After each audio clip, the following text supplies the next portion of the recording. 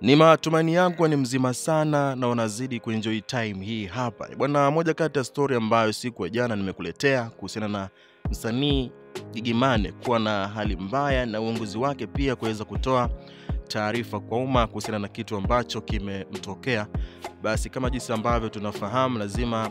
tukuletee taarifa pamoja na hali yake kwa sasa jinsi ambavyo inaendelea. Siku ya jana imesambaa video moja ambayo ikimuonyesha Gigy Money akiwa hospitalini, akiwa kwenye kiti cha wagonjwa, lakini hali yake akionyesha tabasamu nzuri, kuonyesha kabisa kwamba kwa sasa hali yake inaendelea vizuri kabisa, kama jinsi ambavyo watu wengi wamekuwa kitamani iwe hivyo. Kwa hivyo kwa sasa Gigy Money hali yake inaonekana kuwa sawa kidogo kiafya, kwa sababu video inaonyesha akiwa na tabasamu, lakini pia wakati huo akiwa anapelekwa kwa ajili ya kuendelea na matibabu kama jinsi ambavyo video inavyoonyesha hapo. Sasa ni moja kati ya kitu ambacho kimefurahisha Watanzania walio wengi sana, kwa sababu